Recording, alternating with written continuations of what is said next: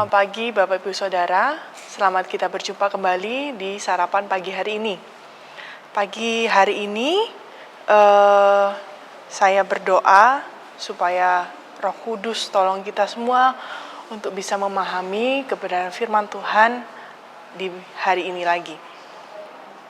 Dan minggu ini kita sedang membahas tentang tokoh Alkitab. Salah satu tokoh yang saya mau bahas adalah seseorang yang sangat spesial hidupnya karena dia dipilih oleh Tuhan jadi salah satu orang yang diangkat ke sorga. Siapakah dia? Dia adalah Henokh. Kita sama-sama membaca di Kejadian 5 ayat 21 sampai 24. Setelah Henokh hidup 65 tahun, ia memperanakkan Metusalah. Dan Henokh hidup bergaul dengan Allah selama 300 tahun lagi. Setelah ia memperanakkan Metusalah dan ia memperanakkan anak-anak dan ia memperanakkan anak-anak lelaki dan perempuan. Jadi Henokh mencapai umur 365 tahun dan Henokh hidup bergaul dengan Allah. Lalu ia tidak ada lagi sebab ia telah diangkat oleh Allah. Ya, kalau kita baca Henokh ini hidup bergaul dengan Allah dan dia ini salah satu tokoh Alkitab yang spesial karena dia berkesempatan untuk diangkat ke sorga oleh Tuhan. Waktu saya mempersiapkan renungan ini, saya mencari referensi khotbah tentang Henokh dan ada 3 pelajaran hidup tentang Henokh oleh Pastor Fuji Harsono. Yang pertama, Henokh mencintai Allah dengan mengorbankan kemerdekaan dan hak hidup. Henokh mencintai Allah dengan mengorbankan kemerdekaan dan hak hidup. Nah, kita bisa tahu ternyata artinya nama Henokh adalah orang yang mengabdikan hidupnya atau mempersembahkan hidupnya kepada Allah. Lalu yang kedua, Henokh mencintai Allah dengan menghargai keakraban dan keintiman.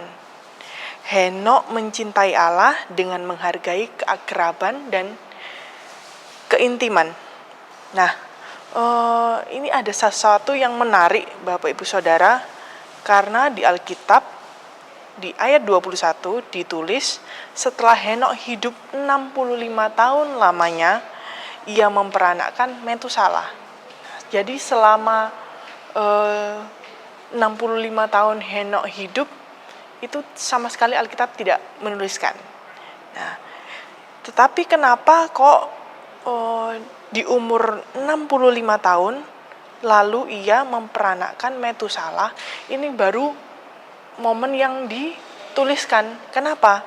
Karena di ayat yang ke-22, dan Henokh hidup bergaul dengan Allah. Jadi di umur 65 tahun ini ternyata Henokh mengalami satu titik balik atau satu turning point.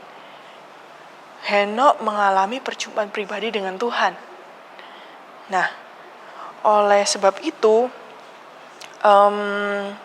yang menjadi spesial dengan Henokh ini adalah di kalimat Henokh hidup bergaul dengan Allah.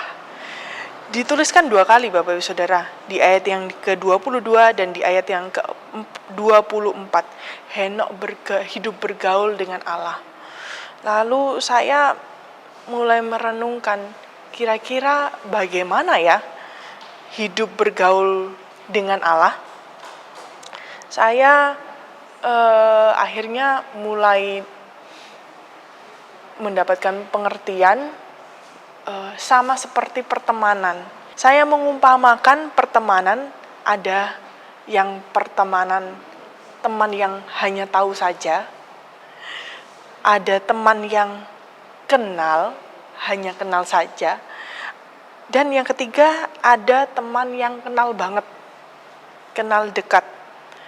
Ya, tipe kenal dekat ini sering ngobrol, sering jalan bareng, sering ketawa ketiwi bareng, sering membahas banyak hal bersama-sama. Lalu saya mencoba menghubungkan itu dengan kalimat yang tadi, hidup bergaul dengan Allah. Berarti sama seperti perumpamaan dengan teman itu, berarti hidup bergaul dengan Allah itu saya tahu siapa sih Allah itu. Saya sering ngobrol dengan Allah. Bahkan saya sering ketawa ketiwi dengan Allah, sering membahas banyak hal, sering curhat, sering nangis bareng mungkin dengan Allah. Coba kita baca di Yohanes 15 ayat 15. Ini perkataannya Tuhan Yesus. Aku tidak menyebut kamu lagi hamba, sebab hamba tidak tahu apa yang diperbuat oleh tuannya. Tetapi aku menyebut kamu sahabat, karena aku memberitahukan kepadamu segala sesuatu yang telah kudengar dari Bapakku. Tetapi aku menyebut kamu sahabat. Sahabat itu teman yang kenal dekat, kenal banget. Sering ngobrol, sering bercengkrama, sering curhat, sering membahas banyak hal. Dan satu kalimat juga, satu kata untuk menggambarkan itu ada interaksi antara aku dengan Tuhan dan Tuhan dengan aku. Lalu saya merenungkan, oh ternyata hubungan sahabat atau interaksi dengan Tuhan itu ternyata tidak dibatasi oleh apakah aku sering pelayanan atau aku tidak pernah pelayanan atau aku aktif di gereja atau tidak. Nah, hidup bergaul dengan Allah, ya hidup aja dengan Allah gitu. Ngobrol dimanapun, baca firman kapanpun, tidak hanya di persekutuan atau sedang pelayanan baru baca firman Tuhan atau sedang di dalam gedung gereja baru baca firman Tuhan. Hidup bergaul dengan Allah tidak harus rajin ke gereja dulu, rajin beribadah dan ke gedung gereja dulu baru namanya hidup bergaul dengan Allah. Tapi saya tidak berbicara kalau kita tidak perlu ke gedung gereja, tidak ya. Kita tidak perlu pelayanan, tidak. Ini poin pentingnya, kalau kita diberi pelayanan, ya puji Tuhan, lakukan dengan setia. Kalau kita bisa mengusahakan untuk datang ke gedung gereja, itu puji Tuhan. Tetapi, poin pentingnya, kita tidak harus, Bapak Ibu Saudara, tidak harus ke gereja dulu, pelayanan dulu, baru hidup bergaul dengan Allah. Yang pelayanan bisa jadi tidak hidup bergaul dengan Allah. Yang datang ke gereja pun bisa jadi hidupnya tidak bergaul dengan Allah. Yang namanya orang Kristen juga ternyata bisa jadi hidupnya tidak bergaul dengan Allah. Nah, mari kita lihat yang ketiga. Henok mencintai Allah dengan melakukan apa yang berkenan kepadanya, apa yang berkenan kepada Tuhan. Nah, mari kita introspeksi diri ya. Apakah aku sudah berkenan di mata Tuhan, bukan hanya di gedung gereja, bukan hanya di pelayanan saja, tetapi di rumah, di tempat kerja, bersama dengan orang tua, bersama dengan anak, keluarga, teman. Apakah aku sudah berkenan? Sejauh mana keakrabanku dengan Tuhan Yesus? Apakah aku cuman ngobrol dengan Tuhan Yesus hanya di gedung gereja saja? Kalau sudah keluar gedung gereja, ya sudah. Atau ngobrol pada waktu pagi, habis itu siang sampai malam udah ngobrol, sampai mau tidur ngobrol lagi. Itu tidak salah Bapak Ibu Saudara. Tetapi yang membuat namanya hidup bergaul dengan Allah itu rasa dekat. Apa-apa itu pengen curhat, apa-apa itu pengen melibatkan Tuhan di dalam segala hal, segala aspek. Di dalam gedung gereja, di luar gedung gereja, dengan siapapun. Nah, mari kita minta Roh Kudus untuk membawa kita belajar dari Henokh. Seperti di Kejadian 5 ayat 24, dan Henokh hidup bergaul dengan Allah. Lalu ia tidak ada lagi sebab ia telah diangkat oleh Allah. Ini satu hal yang luar biasa.